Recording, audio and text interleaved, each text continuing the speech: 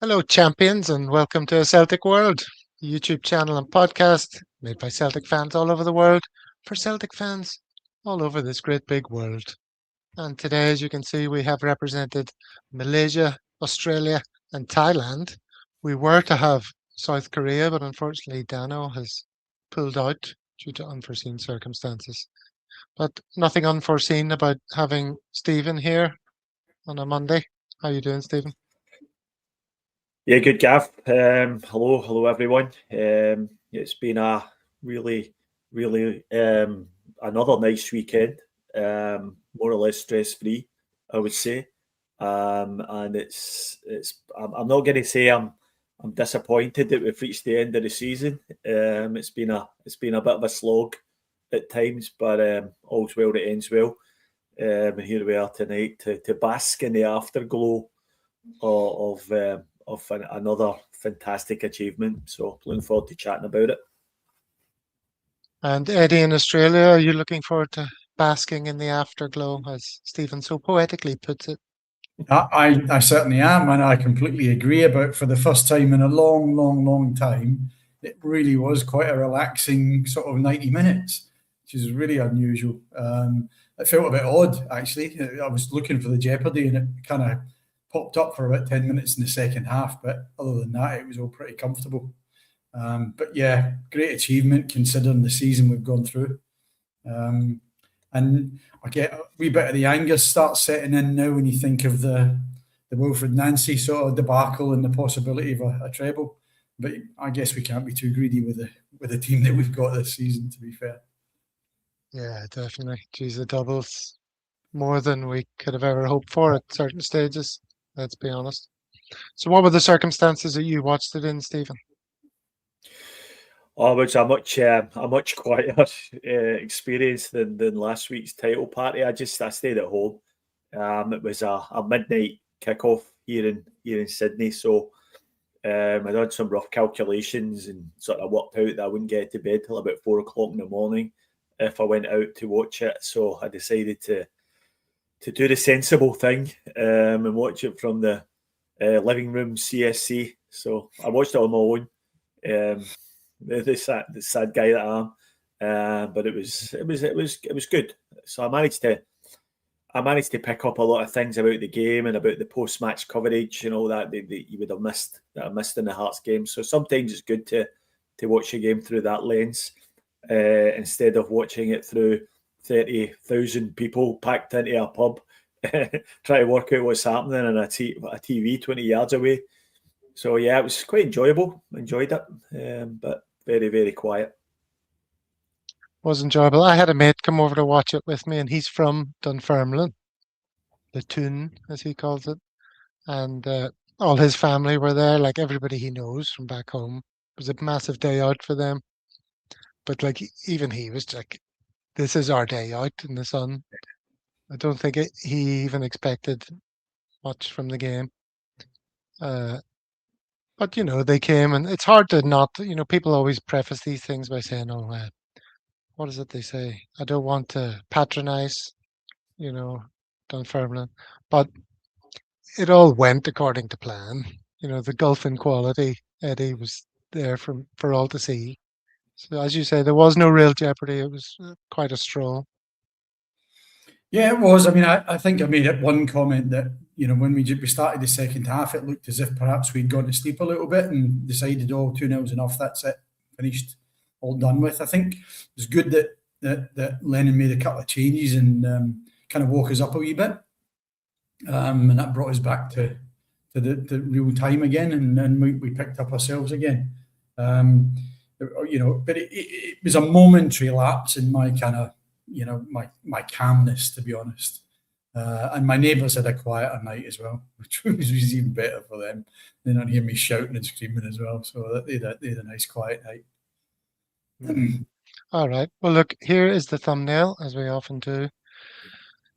That very touching moment of Lenny the apprentice raising the maestro's hand. I mean, you can't really call Lenny an apprentice anymore, but he's an experienced manager himself. But lovely moment, and all the team in the background there celebrating the victory. Did that bring a tear to your sentimental old eyes? Stephen? Yeah, it was a nice moment. I think it was nice to hear the crowd, the Celtic fans chanting Lenny's name as well. So maybe we've actually made our peace with him after the COVID season. I know the relationship between Lenny and the Celtic fans has been a bit fraught in recent years, basically due to his sort of bored sycophancy, if you like. And he's not made many fans. He's not made many friends among the Celtic fans. So I guess at the end of the day, though, he's still a club. I'm not going to say a legend, but a club favourite who won a lot of things for Celtic, and he was a mainstay of Martin O'Neill's team. So for that, we should appreciate him, and it was nice. As soon as I saw that happening, though, I thought, the Huns are going to absolutely hate that. Sure enough, social media the last few days they've been getting torn into him for, I don't know, some supposedly lying down to Celtic and that sort of thing. But I guess that's to be expected. But yeah, really nice picture. We've got a great relationship with the Scottish Cup. Celtic as a club, I know we've won more of every tournament now than any other team in Scotland, but the Scottish Cup has always been a very special tournament to Celtic and the Celtic fans. A lot of the club's big moments in their history have came in Scottish Cup finals, so it's just a great experience, and it's the one day of the year where I really wish I was in Glasgow. It always seems to be sunny. I'm sure it wasn't that warm. Just one day of the year. Yeah. That one day, a cup final day, it's always sunny, and it's just a great day out. It's a lovely day out, and a great way to top off what turned out in the end to be a magnificent season.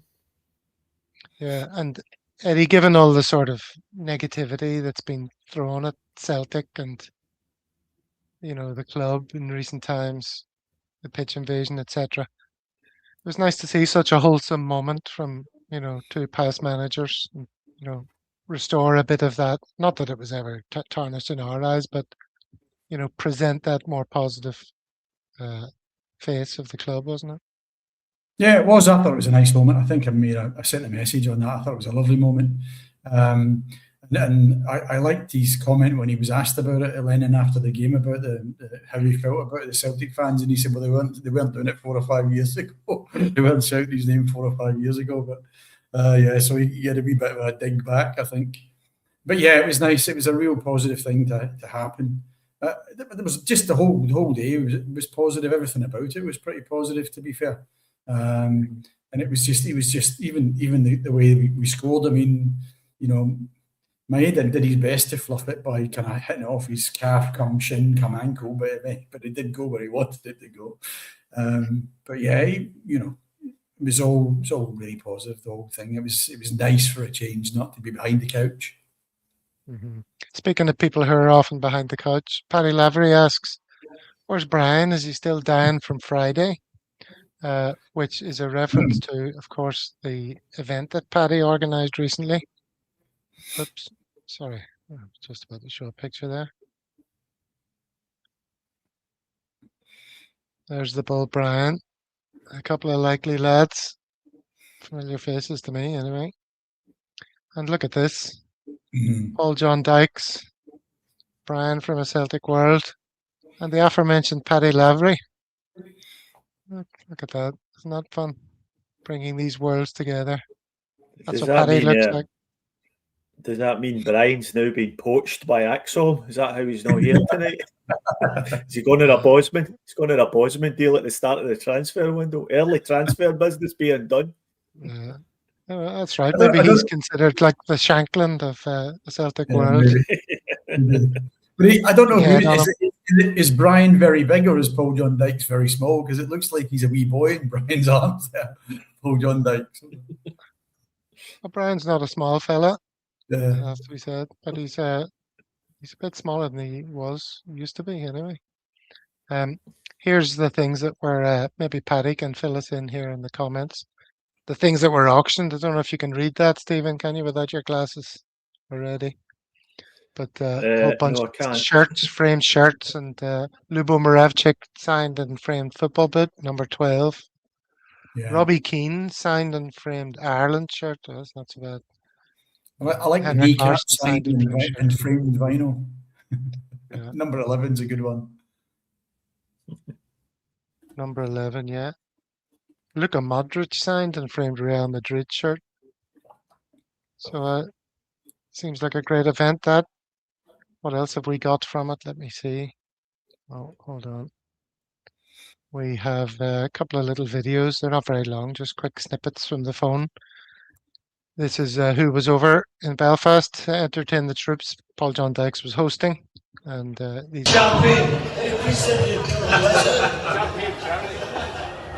two heroes of a bygone era, Peter Grant and Frank McAvenny. It's an absolute privilege to share a stage. Peter Grant, Frank McAvenny. And of course, you can't mention Frank McAvenny without Brian doing his impression of him.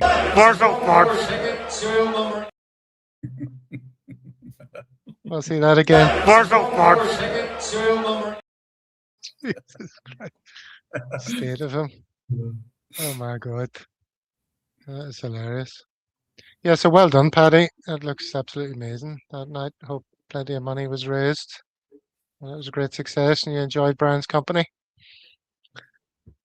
Ah dear. So I guess we better get on with the game. Look at a few moments. Is that the next thing to be doing? It is indeed. All right. Let me just open these up. In the meantime, Stephen, give us your response to what you just saw from Brian's event. Did you enjoy his impression? Yeah, I don't know whether it was Frank McAvenny so much as like Janet Street Porter or something, a bit of a cross between the two, really.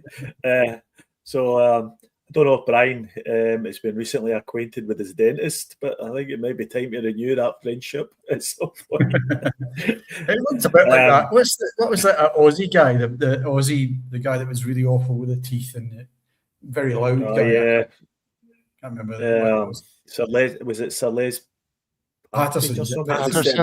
Yeah, Patterson, yeah. Barry Humphries. Barry Humphries was the guy, the same guy that did Dame Edna. It was one of his other characters. So yeah, that's probably a better likeness. Yeah, but it looked like a great day. Looked like a great night, great occasion. So I hope they did well, raised loads of funds for charity.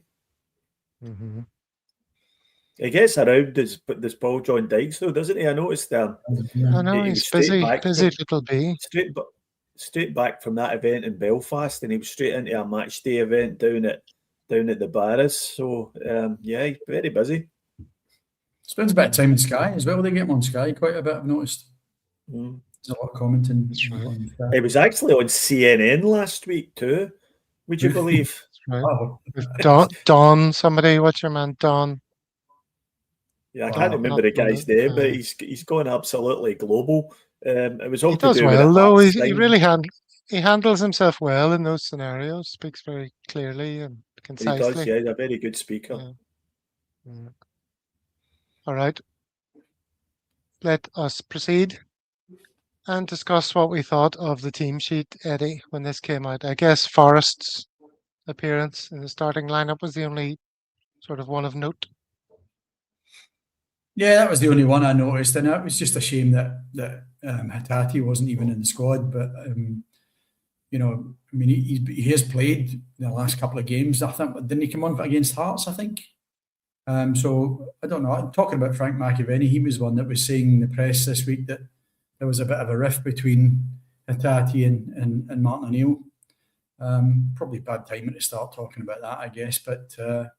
It couldn't be that much of a rift because he did play him in the previous game. So, yeah, no real surprises for me in that starting lineup apart from Hatate not being in there. Mm-hmm. And then the teams come out and the two managers leading them out. I thought Martinoneill looked kind of a wee bit anxious or something on the way out. I mean, he describes himself as always being nervous, doesn't he, Stephen? But did it strike you that he looked a bit anxious? Yeah, the thing that always gets me, when does he get changed into his tracksuit? Does he come out in the suit and then disappear back into the dressing room and get changed into the tracksuit? Guess he loves that tracksuit, mind you. That's an absolute favourite of his, isn't it? He's Adidas Originals tracksuit he wears. I mean, if there wasn't a merchandise boycott going on, they would have sold those. Would have flew out the door. They'd have been selling thousands of them just because of the fact that Martin O'Neill wears it. But yeah, I mean, I guess he's a 75-year-old man now. You know, he might be if he's anything like me, he's probably needing to go to the toilet. That's probably what's wrong with him, you know. You need to be close to a toilet gets ever more desperate the older you get. So maybe that's what's all on his mind times. there. I just think he's just not comfortable in the suit, you know. Probably just not comfortable and he wants to get in his track. Could be that. I see Hugh Keevins had the same tracksuit on in one of the programmes the other day. We'll see that later. Speaking of toilet frequency, though, it's the last thing I do before I leave the house. I always have a last-minute pish. And then whenever we get to the place, first thing I'm doing is trying to find out where the toilets are, no matter how far away it is. You have to locate the toilet first. That's the first thing you do before you can relax. Any destination. Yeah. And if you're going on a journey, you calculate distance between toilets. As if you've got a EV or something, like where the charging stations. Recharge it, yeah. Oh dear. All right. Okay, so well, something that would make you piss yourself was this moment with seemingly no danger, Eddie, here at this point. Talk us through what happened. Absolutely none, yeah. And unfortunately, it's at AJ, which was quite surprising. I think he just kind of misjudged it. And then the communication between him and Sinisalo was just not there at all, obviously. Sinisalo came and then stopped. So they were obviously just not talking to each other or not on the same wavelength at all. But I mean, Scales going from almost a standstill to get back to that line, it was quite a hefty old sprint he did. Yeah, to get credit to the Dunfermline guy for being alive to the opportunity and getting because he got his leg in there. Yeah, he got his foot in it. But just a complete cluster between the two of them, really. It's one of those balls just one of those balls that's kind of not all the way to the keeper and the defender not having complete control of what's going on. The best thing Alistair Johnson did here was decide to leave it to Scales, because the two of them could have clattered into each other easily enough. But Scales managed to get to it and scoop it round.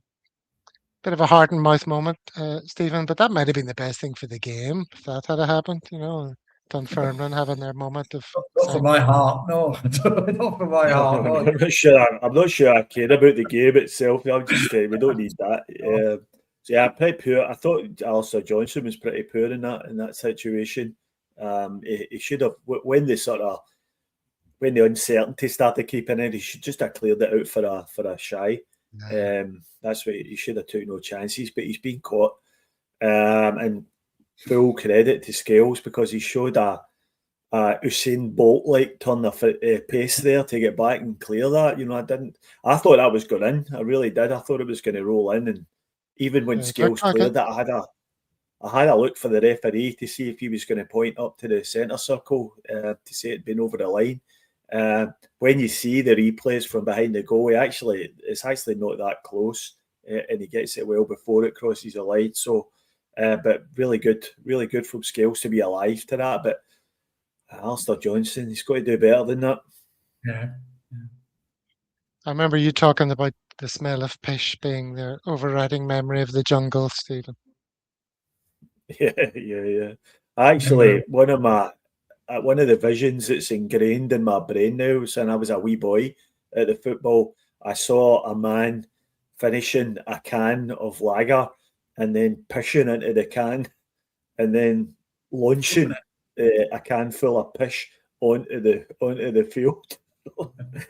I must have been about 9 or 10 years old to watch that, but I've never forgot it.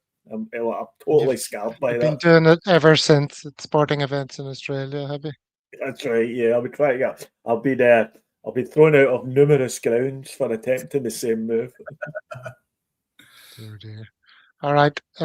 Well, you say Alistair Johnson has to do better. Well, he did better here, Eddie. Looking up and picking the pass. Yeah, it was a great ball through, wasn't it? Defender again, I'm not sure what he was trying to do there. I think he was possibly trying to watch where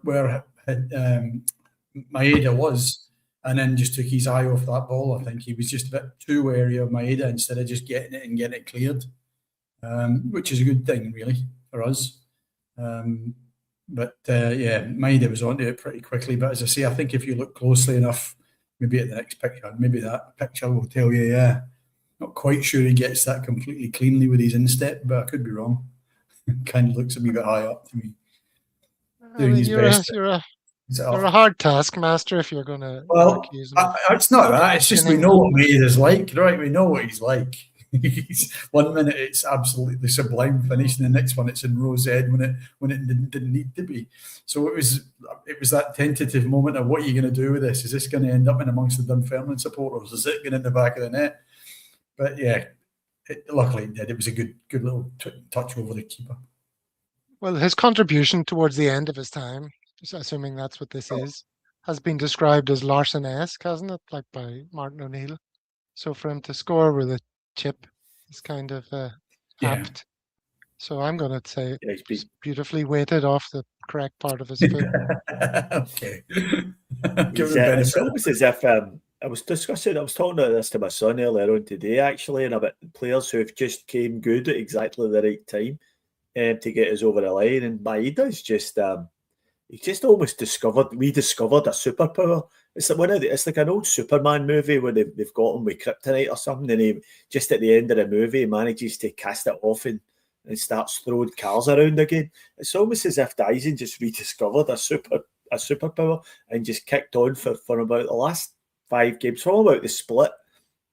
He's been just about unplayable, and he just looks as if he's back to his best. And you know, I realise he's almost definitely going to leave now, but I think we'll probably he's certainly put a bit of money onto his transfer fee by his last few performances, and I'm still holding out a little bit of hope that we can persuade him to stay on next season at Celtic, especially if circumstances are correct. I've seen a few reports that he wants to test himself in the English Premier League, but I'm not sure that's there for him. I'm not sure. I think his deficiencies, which we all know about, as Eddie was talking about there, you don't know if it's going into rose ed or the top corner. That's the sort of thing that will see the English Premier League teams overlook him. I think no he'd do much more likely. Yeah, that's right. You don't get chances to get away with that in the Premier League. And I always thought he would be better off going to Europe somewhere, maybe the Bundesliga. I know that was mooted last summer, but if he really has his heart set on the EPL, then I just don't know if that'll be there for him. And he might end up staying after all. But he's been one of the main reasons why we are sitting here tonight with 2 trophies in the cabinet. Mm-hmm. So the ball ended up in the back of the net anyway, much to everyone's delight. And then the second goal, Eddie. Again, there doesn't look to be too much danger here. Calmack just prods it out into Engel's path. And what happens next? Well, he just had acres of time, didn't he? No one moved out towards him at all. None of those defenders went anywhere near him. And he just had acres and acres of space. And I think you can see him now. He's teeing it up even before Calmack touches it to him. He knows exactly what he's going to do with it. Which, going back to what you said, we said about Maeda, it's been the same since he's come back. He's come back in and he's changed the way that midfield is operated. But it's a good strike. You just wonder whether if it's a Premier League team, whether that goalkeeper is going to get it, or at least the defenders are going to close him down. And maybe that was the difference. But I mean, it's not like it's in the top corner or it's tucked right by the post. It's kind of in from the post and at the right height for a keeper. It's mid height. So, but the speed of it, I think, was the one that got him. I think, you can see that. Yeah. I mean, the power he got into winds it. Up. Yeah, loads of power. Well, because he had so much time to run onto it. I mean, he really did. So it was the power. And it was the power and where he's directing it. You can see it there Yeah. between those two defenders. He just Yeah. smacked it. And the keeper's like a little bit unsighted or whatever. And, it's past him before he can react, It's really. the power that's done it. It's the power that's done it. Yeah. And as you can see there, it doesn't, as you say, go into the very corner.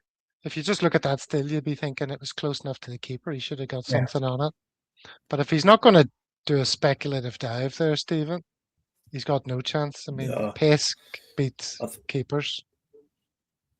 We had a debate a few weeks ago about what constituted a thunder bastard, and I think that's exactly what that was. That's the dictionary definition of a thunder bastard. He's hit it so hard that it's past the keeper before he's even had a chance to react. And as you say, he's slightly unsighted by the defender in front of him, but he's got a shot on him, Engels.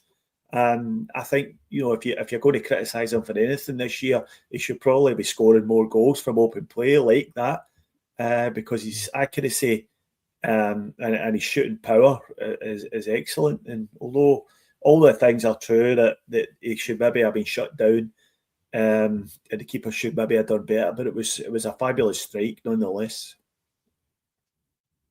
Yeah. No, I think my definition of a thunder bastard, or at least the one that I heard, which I found the most satisfying, would be better applied to that Mike Galloway goal that we saw in that European game last week that you were talking about, being behind the goal in, where you hit it and the ball just goes like an arrow and keeps rising until it hits the net. It doesn't even dip. It's just, the net has to bring it back down to earth. And preferably as little spin on the ball as possible.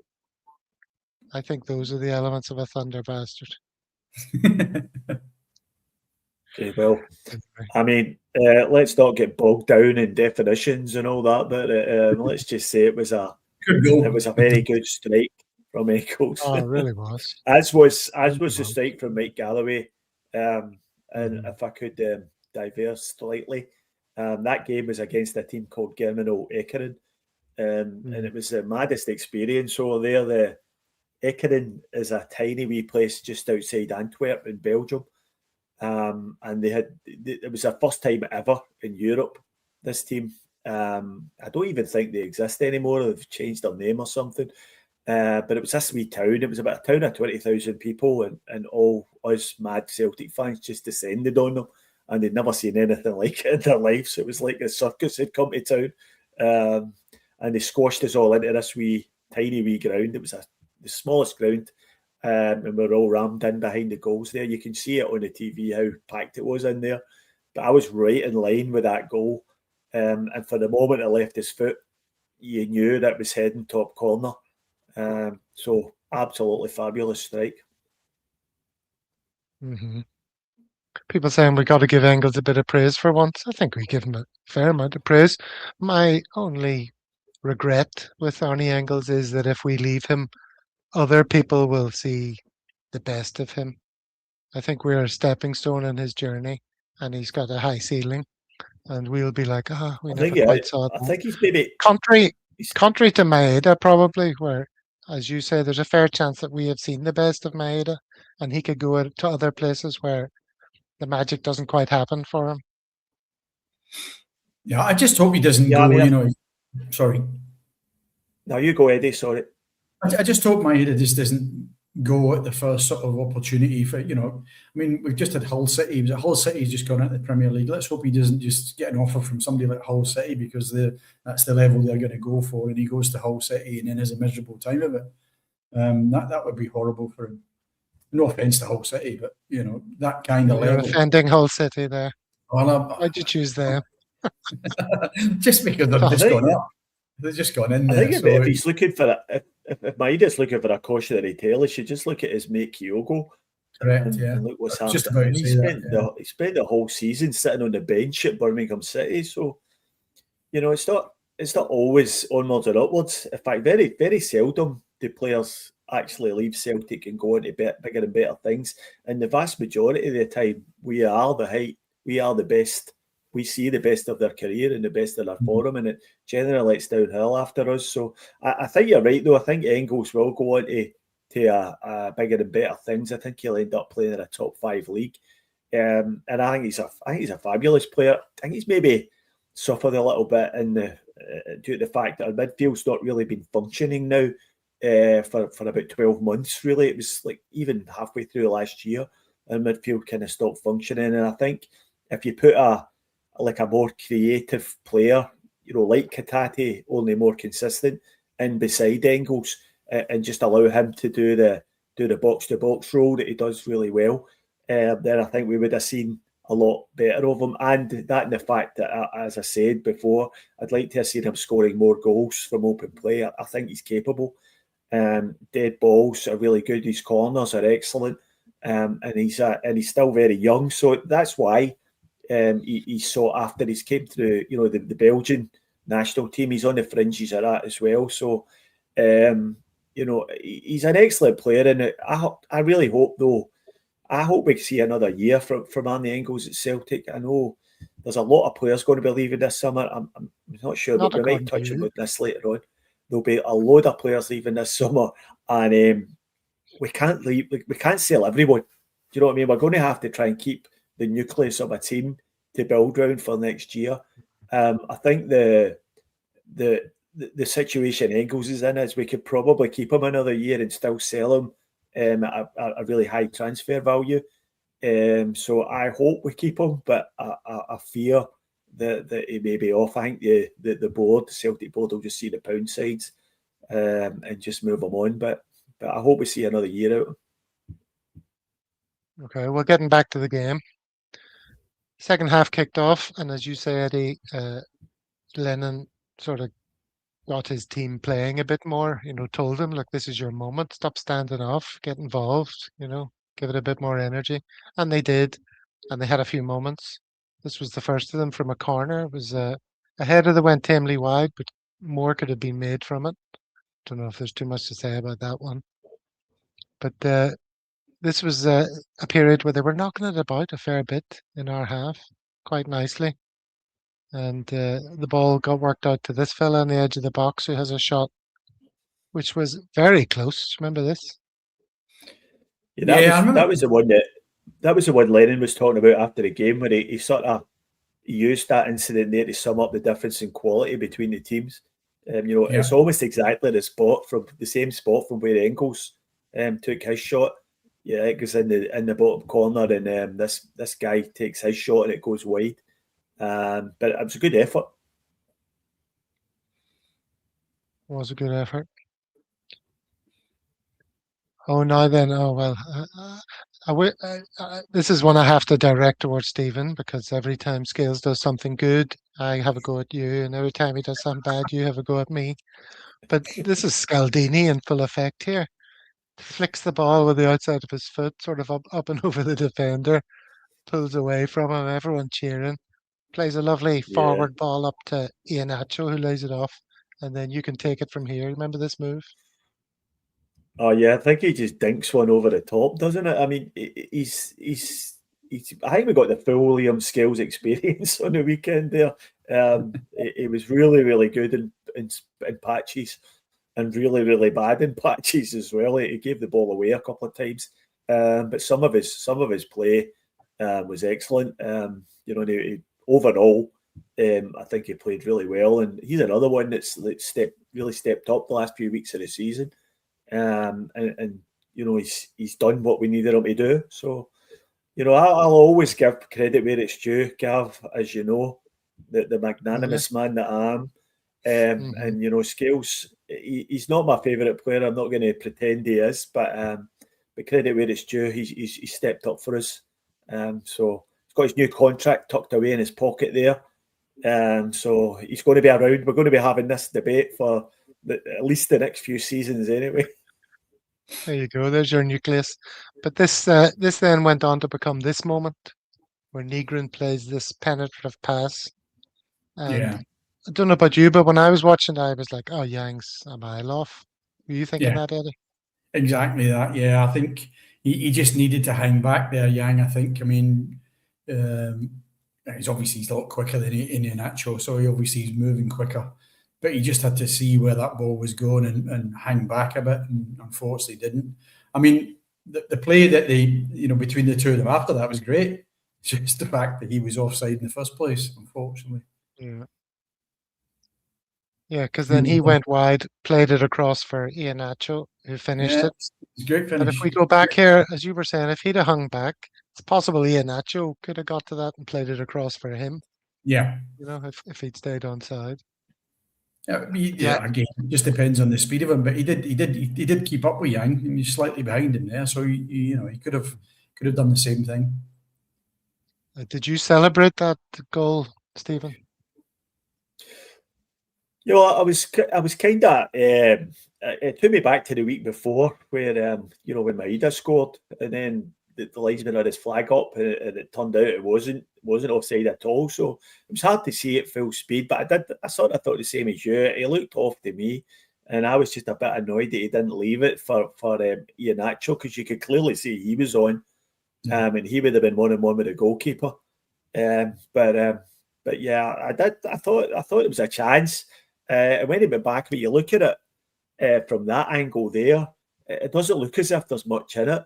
But when they draw the lines, when you saw them with the lines drawn, it looked as if he was well off. But oh yeah, because in the highlights that I took these stills from, there was no lines drawn, so I didn't see that. Yeah, they showed the lines a little bit later on, and they had them, well, whatever way they do the lines, and God only knows how they work out where the lines go these days. But he did look as if he was like a good yard offside. But looking at that, when I first saw that vision there, I thought, that's really tight, and we might get away with this.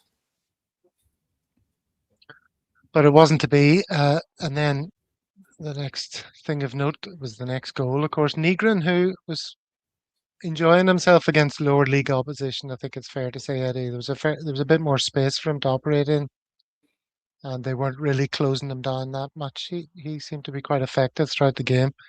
This is him running through the space in midfield, and he delays the pass to Iheanacho to the perfect moment. Yeah, he didn't have a bad game at all. Actually, him and I thought Engels had a good game as well. But this was a good ball, and I think that.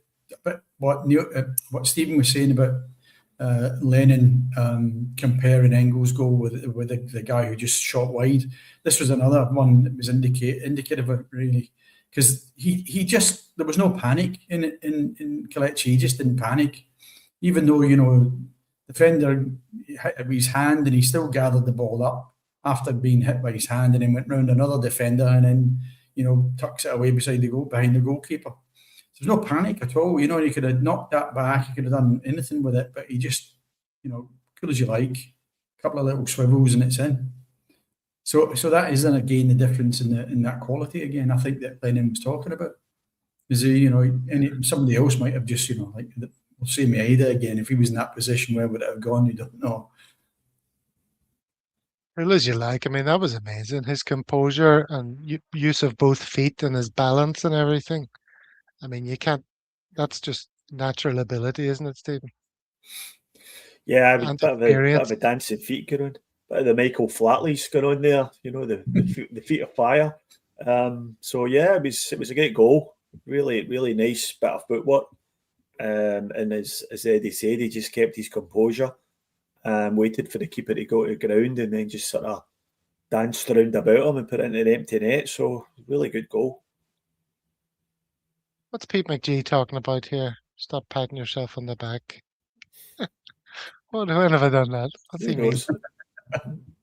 You detect anything? What could he be talking idea. about? No, not me. I mean, I'm not averse to patting myself on the back, of course. Blowing my own trumpet. It's hard to get somebody else to blow it for me. All right. So that was the goal. Yeah, he finished it really nicely. Balance, touch, composure. Oh yeah, that's the thing I was going to say. As a sort of, we're talking about who's going to be around next year. Are you of the opinion that Iheanacho, getting him into shape, pre-season, etc., plus Callum Osmond, young starlet, up and coming, plus one exciting striker signing is the solution for our front line, Eddie? Would you be happy with that? One striker purchase to be the main man with those I'm two not, on either side? I'm not sure I would be. It depends on how well Iheanacho gets on and whether he actually stays. I mean, there was a story saying that he'd asked Martinoneill if he was staying, and Martinoneill told him he didn't even know if he was staying, let alone Iheanacho. I don't know how true that story was. But no, I think we've really got to look at it in the big picture again and look at elsewhere and see what else is on the offer there. Getting Iheanacho fit to do 90 minutes between now and the start of the next season, is it feasible? Not sure it is. Could be completely wrong, and he might, just surprise everybody, but I don't see it. So if he does stay, I think he'll still be used sparingly. Osman, I'm really excited about. I'm really looking forward to him having a really good, close season and pre-season. It'd be good to see him. I don't know what friendlies, if we've got any friendlies coming up before we start again in Europe. But it'd be nice to see him and see how much more he can give us. But certainly, I think we need to be looking for one or two strikers. I think that the idea of us, losing a lot of players is one thing, but I think the other thing we've got to think about is who wants them and where are they going to go? Because we've been saying all season how lackluster a lot of these players have been and not very good. How many of these players have been? So are they really in the window of a lot of big clubs? Who knows? So we've got to be kind of careful what we wish for sometimes. If we want to change all of these 10, 12 players and they don't go because nobody wants them, what do we do then? Do we end up bringing other players in and end up with a huge squad, or do we send them out on loan, or what do we do? So, plus the fact we're still back to the same story I keep banging on about. We've still got no manager yet, and no new manager yet, and we've still got the same old board. So I think on one of the other podcasts the other day was talking about we might have Kenny up front and Donovan at centre half in the next qualifier, the European qualifier, because that's where we've been in the past. So let's hope that's probably been a little bit pessimistic, but let's hope it doesn't come to fruition like that.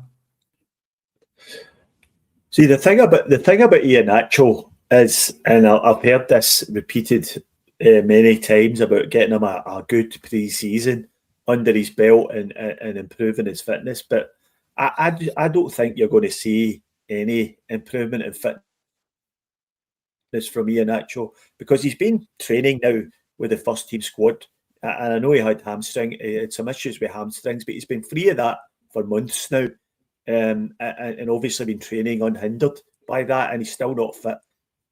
So I don't think he's just not going to be fit, and whether or not he won't be earning nothing. He'll be earning decent money because he's came from La Liga, and he was at EPL before that, so we'll be paying him quite a bit of money probably. And he's never, and you're not going to get 90 minutes out of him.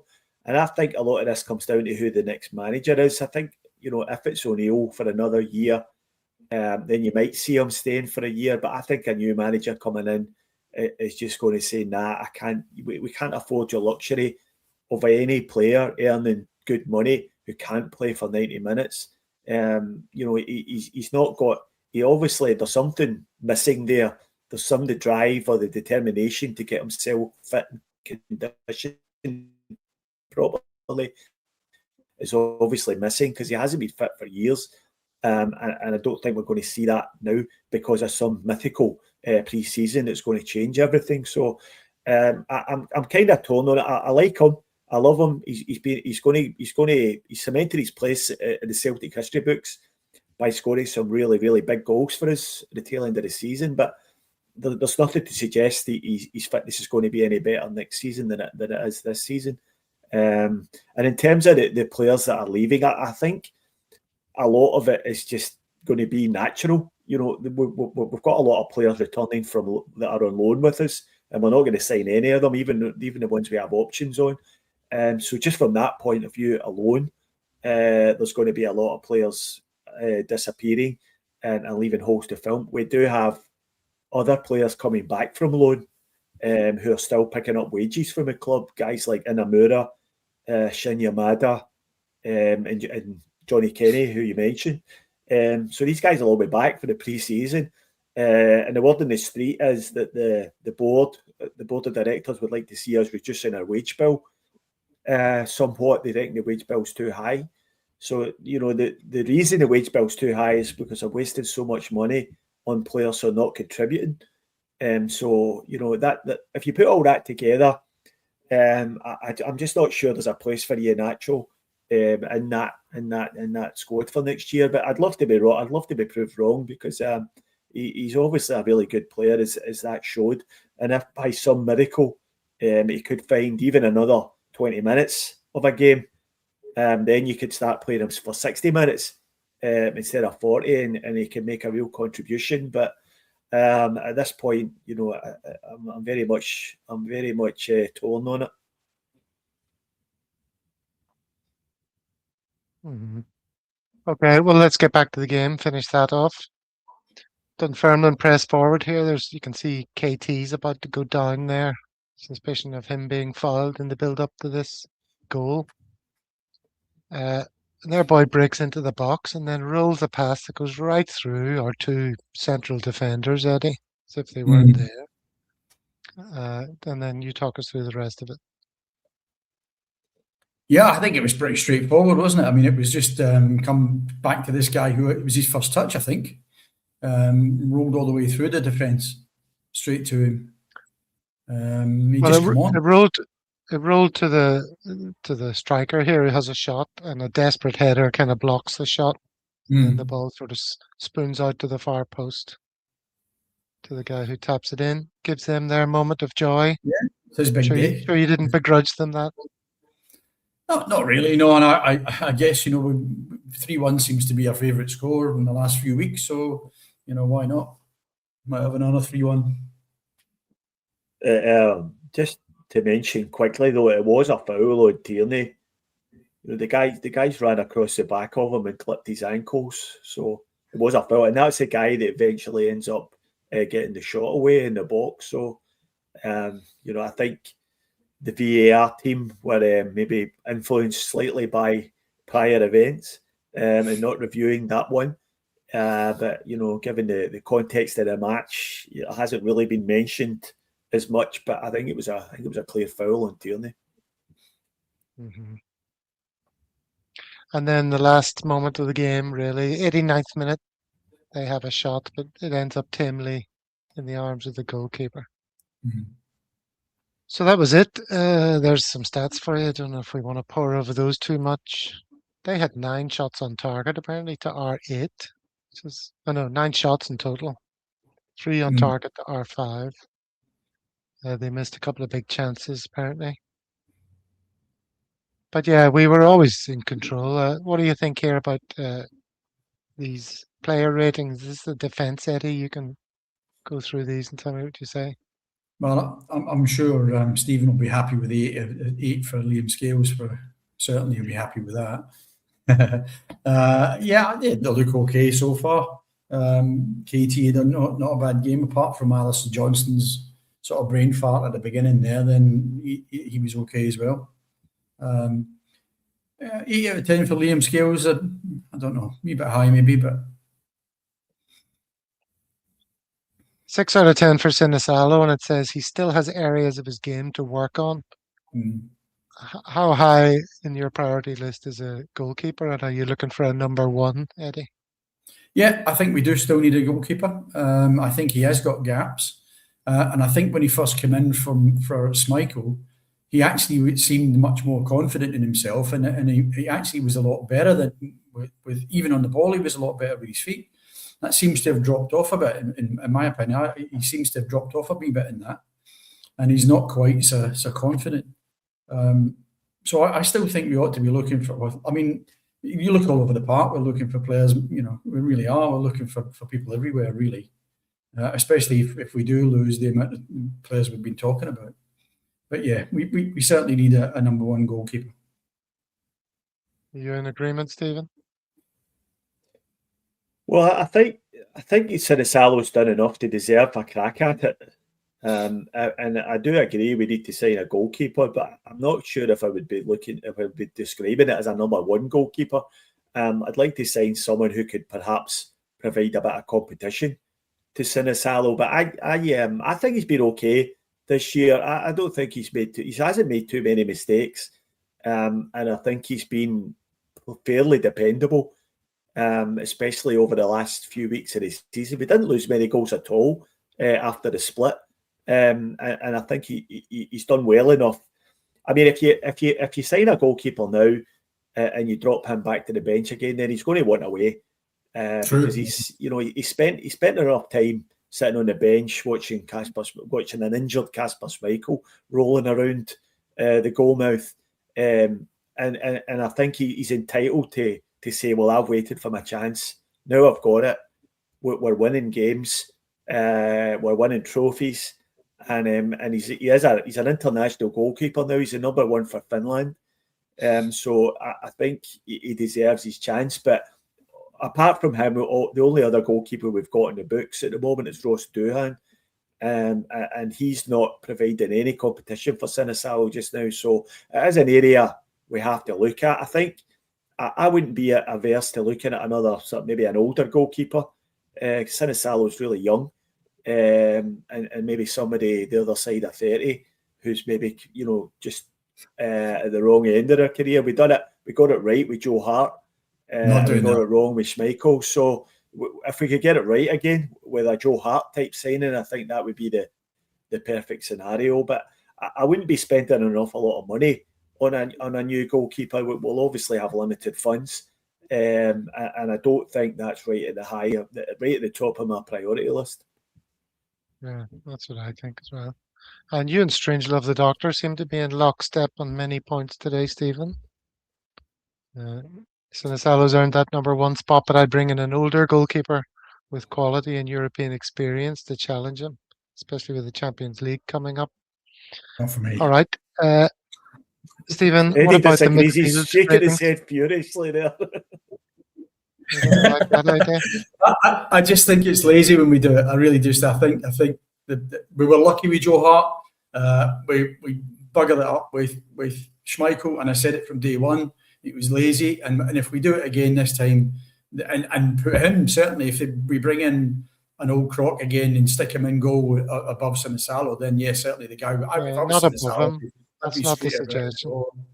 But yeah, the suggestion is just an older hand in there to help things along, but to be in the wings. Okay, I disagree, but there we go. Well, somebody push him. I agree. Outvoted, Eddie. Somebody to push him, I agree, but certainly all about opinions. That's what we're here for. All right, your opinion on these ratings for the midfielders, Stephen?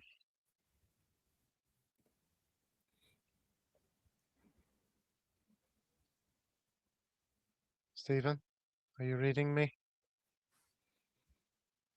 Yeah, I think they're fair enough, those marks. For the midfield, I think I'd like to mention Callum McGregor again.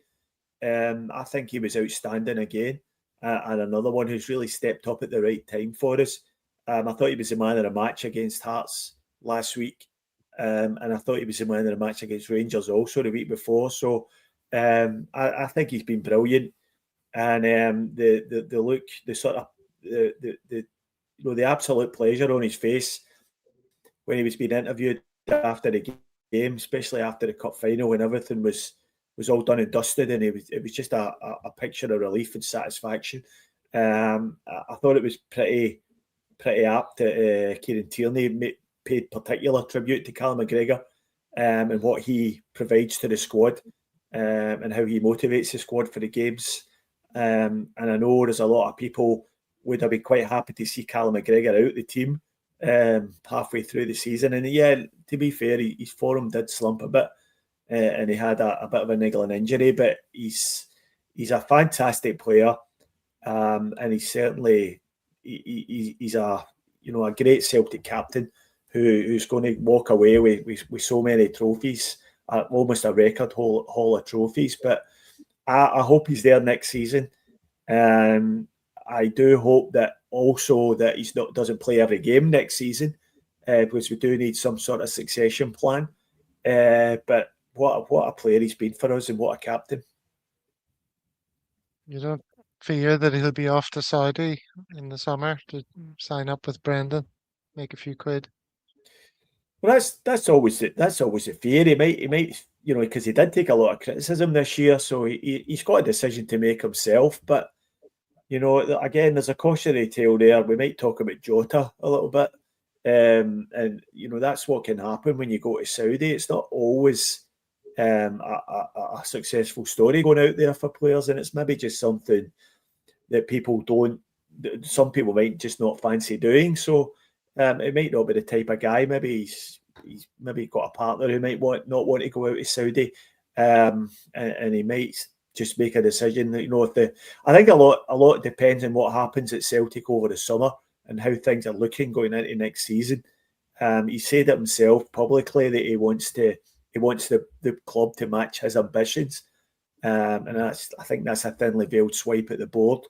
And I think he'll probably wait and see how it's looking over the close season before he makes that sort of call. But I think if he sees enough from the board to say that they're wanting to push the club forward, then I think he'd be quite happy to see out the rest of his career at Celtic. I think the decision on the new manager will make him make his mind up. I think if you're right about he wants the club to match his ambition, so then you have to question whether or not putting Martinoneill back in for another year is ambitious enough for Callum McGregor to stay, and vice versa. He might think, well, okay, if Martinoneill is going to stay for another 12 months, I can still do something for 12 months with Martinoneill. So I think the decision on the management is going to have a big say in what Callum McGregor does. Franny here. That's exactly it. More questions than answers. More questions than answers. And one question I've seen quite a lot in the chat is, are you going to give us a song? Is there going to be a song this week? There isn't. But Thursday's show is going to be like the last of the sort of main shows of the season. So it's going to be a musical extravaganza. You'll be delighted to hear, Stephen. And there'll be songs for all the players that have made a significant impact, because as we're saying, this could be the end for quite a few of them. So we're not going to have opportunities to sort of, let our hair down and, get on the dance floor and enjoy these wonderful melodic tributes. So there'll be a few of those next on Thursday's show. I can guarantee you that. All right. No song, Who's the Snitch? Not today, but you'll be dripping in songs next week. Or not next week, Thursday. Promise you that. Okay, so what else have we got? We'll run through a few other things that have come up. There's this. Permanent arrival next season. According to reports today, a permanent move for Marcelo Sirachi in terms of Celtic has stalled at the moment, with Boca Juniors not happy with Celtic's valuation of the player so far. They are still open to selling the player, but Celtic have not met that valuation yet. Celtic fans, would you like him to be a permanent arrival next season? So is this where it starts? The old familiar wording of Celtic. Who is that source? Who was the source of that? I don't know. It's just I didn't see the name. It just depends on who the source is a lot of the time, doesn't it? It could just be some sort of thing that's been made up. But obviously, with our track record, it wouldn't surprise anybody that would be the case, because we've been there God knows how many times before. But certainly, Sirachi's one of the players we ought to be doing what we can to try and retain. I don't think we got an option to buy. There was no option to buy in that agreement, or no. So again, I think we've said it before. I think certainly he'd be a good one to get in. It just gives us a wee bit different option to KT, which is nice. Yeah, like you say, I don't know the veracity of that story at all, but it would surprise absolutely no one if that was to be going on. I think it's fair to say, as everyone's saying there in the chat. Mm-hmm. All right, Jota, you mentioned, Stephen. That's the story about him. Celtar here understands Jota will not be ready for Celtic's pre-season. The Portuguese winger has suffered several setbacks in his ACL recovery, and is now not expected back until later in the year. A huge blow, and one Celtic must factor into their summer plans. Like, no one's seen hide nor hair of him for a while. He was nowhere around the celebrations. It's a real In worry. Portugal, according to Martin, he was in Portugal, right? He's back there. Yeah, I think we have to be prepared for a difficult conversation about Jota.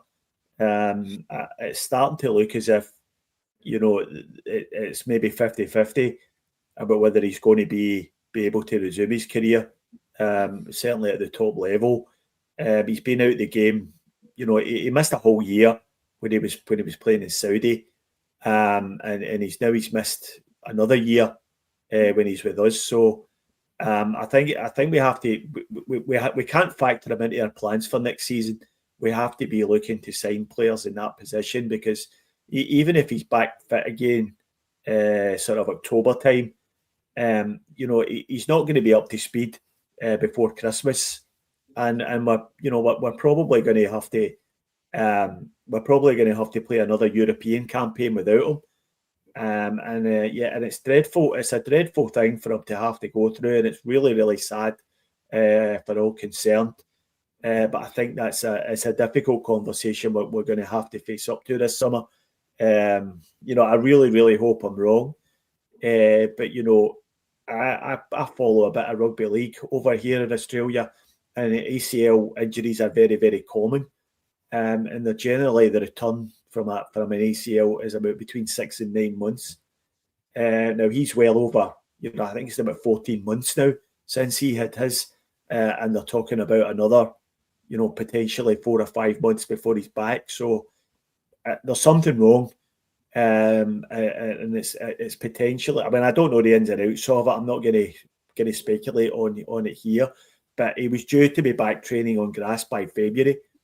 And we're sitting here in May, and he's still overseas receiving treatment. So I'm starting to worry that we're just not going to see him again, and that's dreadful for both for us, because he's a brilliant player and we've really missed him, and terrible for him as well, because he's just a young guy with most of his career in front of him. I know, it's tragic. He's such a favourite, brilliant player for us. Oh, well, let's wish him well and hope he makes it back. And, when he does, he'll be grateful for where he is. That's all we can hope for. One player who isn't terribly grateful for the club he's at, because he's scarpering, is the fellow with the big forehead. Rangers have agreed to sign Lawrence Shankland from Hearts. Here we go. Fabrizio Romano gives his typical sign off to. Paperwork signed, Shankland to be announced as a Rangers player. Does this strike fear into your heart, Eddie, for next season? No, absolutely not. No. Best of luck to him, Mickey. He can join that rabble. It's just another one of their rabble members. Once a Hun, always a Hun. Doesn't fear me. I don't have any fear of him. I'll do what I like. Bring it on. Best striker in Scotland. You always know when Rangers are in trouble when they start listening to the head cases among their support, right? And for weeks and weeks, all they've been saying is, and we see it all over social media, we need more Rangers men in the team, right? And that's a euphemism for them, for good white proddy boys, right? So all they want a team full of good white proddy boys, and that's why they've signed Shankland. And any time they go down this road, it always ends badly for them, because that Shankland, he's a decent enough striker, but he's not a world beater. He'll be 31 by the time the next season starts, so he's very much at the tail end of his career, and they've built him up to be something incredible. But I think Hearts will be a bit pissed that they didn't get any money for him, or they're not getting any money for him. But I think, deep down, if certainly if that Jamestown Analytics have got anything about them at all, they'll be able to fill that hole fairly easily. So they've just signed him because he probably hates Catholics a lot, and they reckon they obviously reckon that's what they need over at Ibrox. So let's see. I mean, I don't think we should have anything to fear from that sort of signing at all. No, carry on. Sign another for him. Carry on. All better for us. Are you surprised by how poorly? What's your man's name? The striker they signed, who used to be good in the Scottish Premier League. Before he went Majovski. away. Majovski, is surprised by how poor he's been. Well, not really. There's always the next big thing in Scottish football who everybody says, "Oh, we should sign him. We should sign him." And at the moment, it's the guys from Motherwell who are flavour of the month, and we should be signing Maswodisi. We should be signing Elliot Watt. We should be signing the Justin. Yeah, And more often than not, these guys just fade away into obscurity. They have their moment in the sun. They have a good season. Who was the other guy at Aberdeen that played along with Majovski? Can't remember the Portuguese guy. What was his name? I can't remember his name now. But anyway, he was another one who was supposed to be so good, brilliant. And Majovski's just sort of faded away. He's just not that good. It's just as simple as that. He's all right, but he's not that good. And I think the same sort of thing will happen with Shankland. He's probably shown in the Hearts team, who maybe not as the quality of the players, maybe not as high as you would find at Celtic or at Rangers. And he'll maybe not find it as easy to shine when he goes to Rangers. The other thing is that I think Chermiti at Rangers is a good player. I think he's a good striker, and he's young. And I think he would be a player that would do well for them. So I hope that I hope they sell Chermiti and replace him with Lawrence Shankland. That would be great for me, because I don't think he's half the player Chermiti is. Mm-hmm. Absolutely. All right. Well, so there we go, lads. A double in the bag. Who'd have thunk? Brutal season. Incredible. Can't wait for a Miracles. break. Miracles do happen. Yeah. It's totally changed my outlook on the insane. world. It's insane. Anything's possible. It's Well, that's absolutely definitely insane. the moment I will always remember of the season is you're pulling me aside and telling me to accept that it's all over several games ago. And we're just not winning the league, Gav. The sooner you accept it, the easier it's going to be on you. And I was like, for fuck's sake, Stephen, you miserable bastard. Not until it's mathematically impossible. That's just a bit of reverse psychology from me. Is isn't it? It? It drove me to definitely not going to happen. Yeah, bloody hope it happens.